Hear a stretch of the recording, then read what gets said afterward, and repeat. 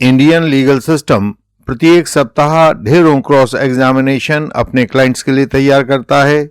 इस अनुभव से यह पता चलता है कि आरोपियों की सजा का एक प्रमुख कारण बिना तैयारी या अयोग्य व्यक्तियों के द्वारा किया गया क्रॉस एग्जामिनेशन होता है। जिन लोगों को सीनियर्स के साथ अभी सीखना चाहिए, वे सीधे कोर्ट में जाकर गवाह से प्रश्न पूछने लगते हैं, जिससे क्लाइंट्स के केस कमजोर हो जाते हैं। कई बार जो फैक्ट प्रोसिक्यूशन अपने इन्वेस्टिगेशन से सिद्ध नहीं कर पाता है, वही फैक्ट गलत क्रॉस के कारण रिकॉर्ड पर एडमिशन बन जाता है। टेक्निकल एविडेंस पर ये लोग ध्यान ना देकर गवाह से अनावश्यक प्रश्न पूछते रहते हैं।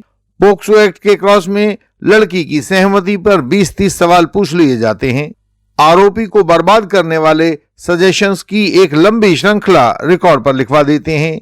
गवाह के रिश्तेदारों के नाम रिकॉर्ड पर तैयार करवा देते हैं, लेकिन एफएसएल रिपोर्ट आदि पर कुछ भी बोल नहीं पाते हैं। इस सब से डिफेंस को भारी नुकसान होता है।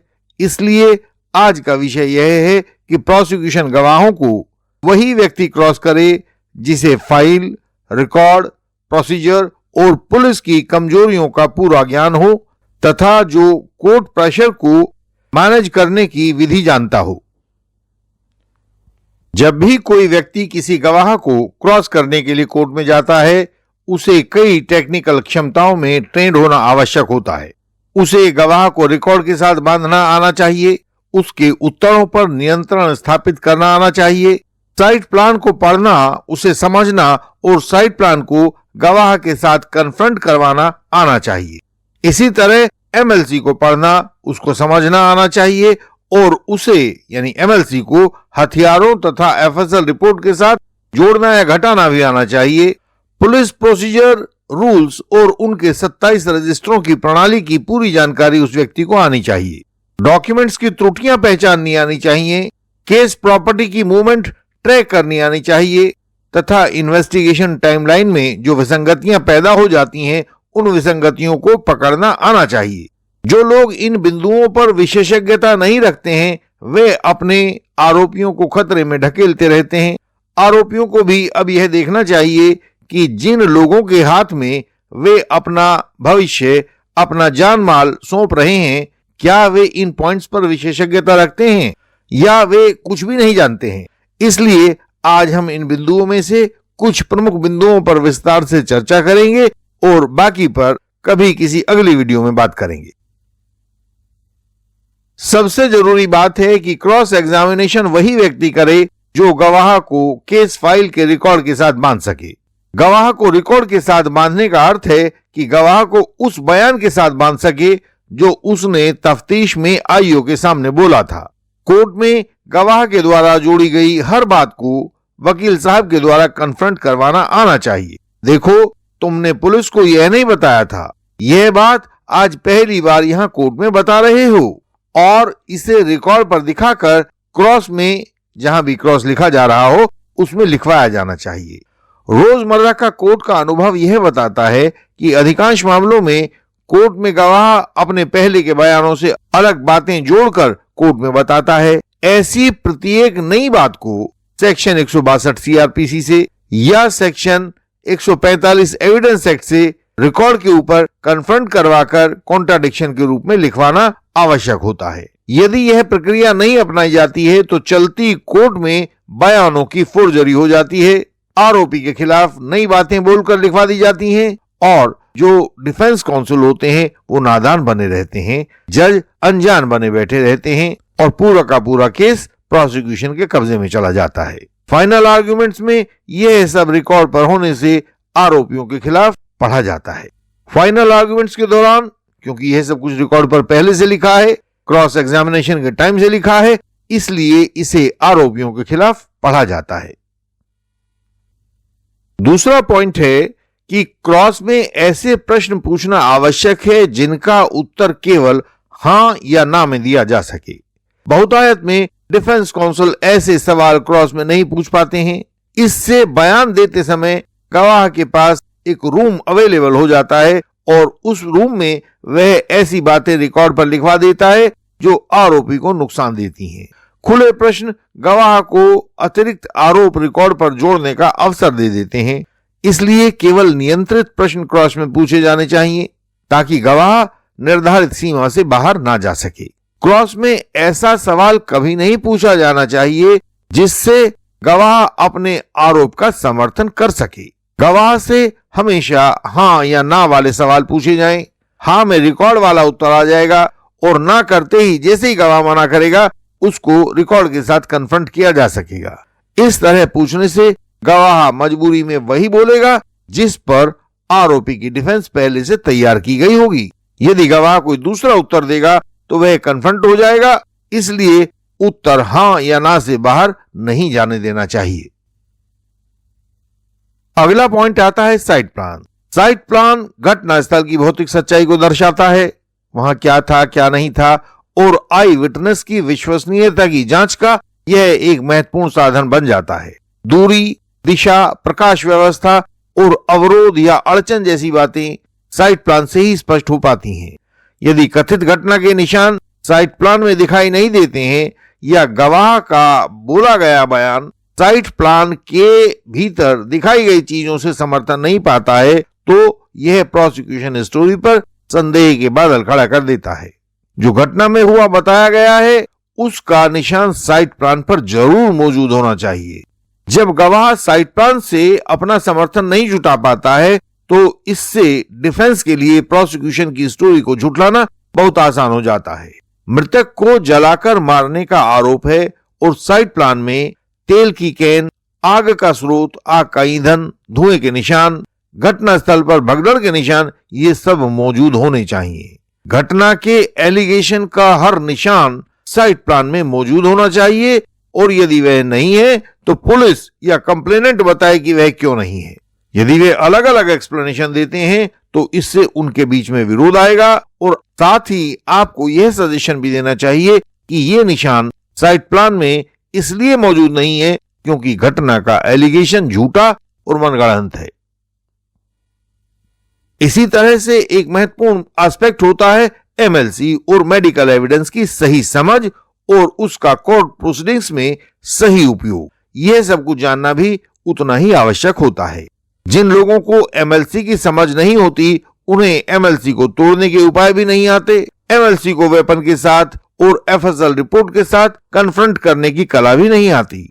यदि क्रॉस के लिए खड़े डॉक्टर ने वेपन का कोरोबोरेशन नहीं किया हुआ है कि यह चोट इसी वेपन से आ सकती है तो इससे कंप्लेनेंट और आईओ का बयान कमजोर हो जाता है। और यदि कोरोबोरेशन कर दिया है डॉक्टर ने तब डॉक्टर के क्रॉस का केस मजबूत बनता है जिससे डॉक्टर का मेडिकल बयान तोड़ा जा सकता है। यानी कि सवाल पूछने वाले व्यक्ति को ऐसा होना चाहिए कि गवाह के सामने चित भी डिफेंस की और पट भी डिफेंस की। यही क्रॉस एग्जामिनेशन का मूल मंत्र होता है। हर केस में उन पॉइंट्स को ढूंढा जाना चाहिए जिससे एमएलसी और एफएसएल रिपोर्ट के अंतर को पकड़ा जा सके। इन अंतरों को नोट करके क्रॉस करने से डॉक्टर तथा एक्सपर्ट दोनों में से कोई ना कोई एक गवाह तो नष्ट होगा ही। जब भी प्रोसिक्यूशन केस की एक परत टूटती है तो आरोपी के बचने का रास्ता खुल जाता है। अब आता है जो पूरे के पूरे इन्वेस्टिगेशन का सबसे बड़ा चैंपियन होता है, पुलिस विभाग। ऐसा कोई क्रिमिनल केस नहीं होता जिसमें पुलिस का काम ना हो, कोई पुलिस मूवमेंट ना हो, केस प्रॉपर्टी का ट्रांसपोर्टेशन ना हो। इसके साथ ही बहुत से केसेस में मालखाना में रखी केस प्रॉपर्टी कई बार खराब हो जाती है, दारू की बोतलें टूटी होती हैं, केस प्रॉपर्टी का दूसरा सामान उसको चूहे खा जाते हैं। तो इन मामलों में पुलिस की गवाही को अविश्वसनीय बनाने के लिए आपको पुलिस रजिस्टर्स की जानकारी होनी चाहिए, पुलिस रूल्स की गहरी वर्किंग नॉलेज होनी चाहिए। इन रजिस्टर्स के द्वारा आप इन्वेस्टिगेशन की सच्चाई का टाइम स्टैंप भी जांच सकते हो। पुलिस काम के गहरे दबाव में केस डायरी में गलत टाइम वाली जानकारी लिख देती है। ऐसे में डिफेंस को संभालने वाले लोग आरटीआई के माध्यम से या कोर्ट ऑर्डर के माध्यम से रजिस्टर्स की पैरेलल जानकारी लेकर क्रॉस एग्जामिनेशन के दौरान पुलिस के गवाह को कन्फ्रंट कर दें तो उस गवाह की गवाही को झूठा साबित किया जा सकता है। यह बहुत सूक्ष्म और विश्लेषण वाला काम होता है। नए अनुभवहीन लोग या तो इसको कर नहीं पाते हैं और अगर करते हैं तो गलत कर देते हैं, इसलिए उनको क्रॉस में हाथ नहीं आजमाना चाहिए और आरोपी का नुकसान करने से बचना चाहिए। हमारे जो व्यूअर्स कोर्ट में अपीयर हुए हैं और वहां की वर्किंग जानते हैं, वे कोर्ट में पैदा होने वाले कोर्ट प्रेशर से परिचित होते हैं। जो क्रॉस करने के लिए कोर्ट में जाए तो उसे यह भी पता हो कि कोर्ट प्रेशर को कैसे हैंडल किया जाता है। क्रॉस करने वाले का ध्यान प्रोसिक्यूशन के द्वारा जानबूझकर भटकाया जाता है, उसे गैर जरूरी बहस में उलझाया जाता है और उसको सही ट्रैक से भटका दिया जाता है। सीधा सा अर्थ है, डिफेंस काउंसिल जितना भटकेगा, जितना उसको क्रोध आएगा, जितना वह जल्दबाजी में होगा, उसके क्रॉस का स्तर उतना ही कमजोर होता चला जाएगा। प्रोसिक्यूशन को इससे फायदा होगा। इसके लिए हमने एक लिखित क्रॉस एग्जामिनेशन हाथ में रखने का आपको हमेशा सुझाव दिया है। हम कई दशकों के अनुभव के बाद भी बिना लिखित क्रॉस के कभी सवाल नहीं पूछते हैं। हमारे साथी एडवोकेट्स भी बिल्कुल ऐसा सवाल नहीं पूछते हैं जिसका उनके पास लिखित रूप हाथ में मौजूद ना हो। लेकिन आजकल कुछ नए और फैशनेबल व्यक्ति बड़े व गहरे क्रॉस एग्जामिनेशन में भी बिना किसी लिखित तैयारी के क्रॉस करने का दिखावा करते हैं और प्रोसिक्यूशन के ट्रैप का शिकार हो जाते हैं। इस काम से आरोपियों के लिए सबसे ज्यादा खतरा पैदा होता है और होता यह है कि सब कुछ ठीक होते हुए भी क्रॉस अपने रास्ते से भटक जाता है, डिफेंस चूक जाता है और आरोपी के लिए खतरा पैदा हो जाता है। आज हमने आरोपी के क्रॉस को सबसे ज्यादा बिगाड़ने वाले कुछ कारणों पर चर्चा की है। आजकल कोर्ट्स में देखा जा रहा है कि जैसे जैसे आरोपी जागरूक हुए हैं, वे अपने केसेस को लेकर कोर्ट में खुद खड़े होने लगे हैं, खुद एप्लीकेशन लिखने लगे हैं और खुद क्रॉस करने लगे हैं। इससे उनका हौसला तो जाहिर होता है, लेकिन उनके पास नियमित कानून की जानकारी नहीं होती, जिससे उनकी दिशा कई बार भटक जाती है। आरोपियों की कोशिश यह रहती है कि अपने केस को कम से कम अनुभवहीन व्यक्ति के हाथों में बिगाड़ने के लिए ना छोड़ा जाए, लेकिन उनको भी अनुभव नहीं होता, इसलिए वहां उहापोह हो जाती है, उलझन हो जाती है। आप भी यदि किसी को अपना भविष्य सौंपते हैं तो इन पॉइंट्स पर उनसे बात करके देखें। यदि आप संतुष्ट हो पाएं तो ही उनका चयन करें।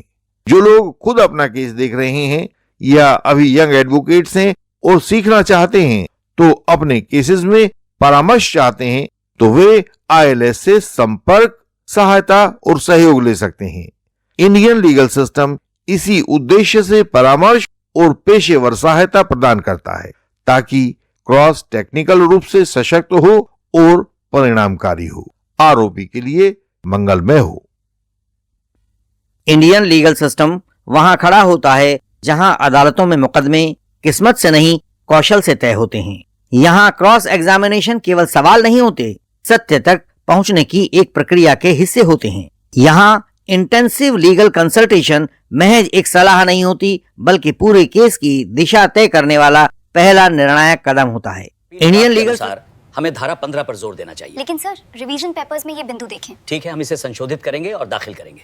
इंडियन लीगल सिस्टम में ड्राफ्टिंग पन्नों का बोझ नहीं होती, बल्कि सटीक शब्दों में बुनी गई कानून और रणनीति का जाल होती है, और फाइनल आर्गुमेंट्स अदालतों की नब्ज पर रखे हुए जजमेंट से गाइडेड संतुलित हाथ होते हैं। The foundational principle of our justice system, Your Honor, is the presumption of innocence. Court में जीत शोर मचाने से नहीं मिलती, सही संतुलित रिकॉर्ड, उसकी टाइमिंग और उसके प्रेजेंटेशन से मिलती है। इंडियन लीगल सिस्टम से जुड़िए और अनुभव कीजिए कि कैसे सही क्रॉस, गहरी कंसल्टेशन, बेहतरीन ड्राफ्टिंग और पुख्ता कोर्ट क्राफ्ट मुकदमे को भ्रम से निकालकर निर्णायक स्पष्टता तक ले आते हैं। यही मंजिलों पर छाई धुंध को हटाकर साफ और स्पष्ट मंजिल दिखाई पड़ती है।